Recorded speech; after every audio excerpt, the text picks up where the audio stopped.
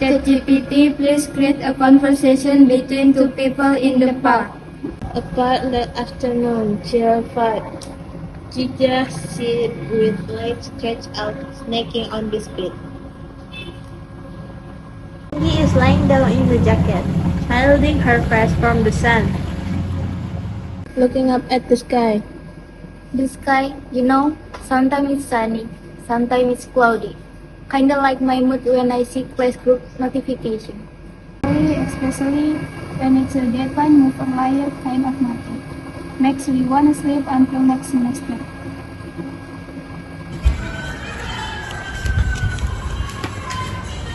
Hey Gi, what's the first thing when you think about when you wake up? Turn slowly. I think about my life is so heavy, but really what's heavy is the pack of nasi padang. Loud of loud. Hahaha. Oh my gosh. You know what, Ki? Sometimes I wonder why we used to call people Kak, bro or sis, but now it's like babe, totally different vibe. Right, and now suddenly everyone calling each other babe. Real names just vanish. It's not even friendship anymore. It's like its own language community. Picking up a blade of grass. Language is word, yeah, but it's constantly word depend on who's speaking, where, and their style. Look serious but playfully. That's actually part of linguistics, sociolinguistics, as our lecturer would say. That one, the studies how people speak differently based on region, age, social status, that kind of stuff. Yep, and one of the clearest examples is regional variation.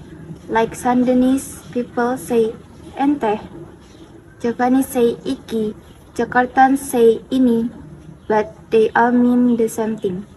And also, no can become nda, ora, da, or even nggih boten. Depending on where you're born, it's like language has its own accent and identity. That's why you shouldn't underestimate how someone talks.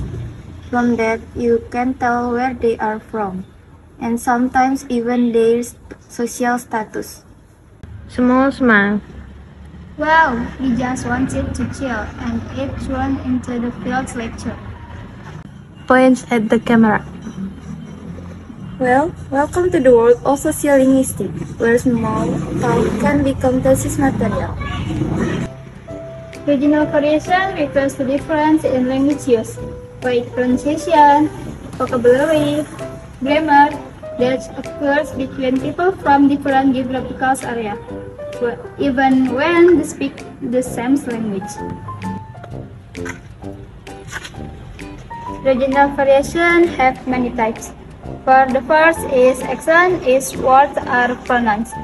The second, vocabulary or lexical variation, is different words for the same things. And the third is grammar. Sentence structure can vary. And why regional variation happen? For the first, geographical separation or isolation between groups. Second, history and culture, or influence from other language on colonization. And the third, social interaction, or local trend and identity shape speech. Even though people speak the same language, the way they speak it can be very different depending on where they're from. That's why what makes regional variation so fascinating. It sounds how language evolves locally. So I've got an example. This is one of the clearest forms of regional variation. Let's compare Javanese spoken in Indramayu with standard Javanese like the one used in Yogyakarta or Solo. In Indramayu, there are only two speech levels, Bagongan for casual situations and Bebasan for formal ones. Meanwhile, standard Javanese has an even more refined level called Kromo Alis. Here's an example. The sentence "I will eat at my grandfather's house" can sound completely different depending on where the speaker is from.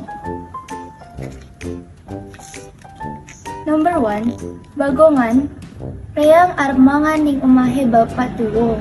Number 2, Bebasan, kulo bagi dahar teng griyane bapak tuwo. Number 3, Kromong alus, standar Javanese, kulo badhe neda wonten dalemipun simbah. C, so meaning but totally different words from mangan, dahar to neda. That's what makes regional variation is so interesting. Each area has its own way of showing politeness, closeness, or formality, even within the same language, Javanese. So, how about social variation, Yanggi? Let's find it in the internet. Okay.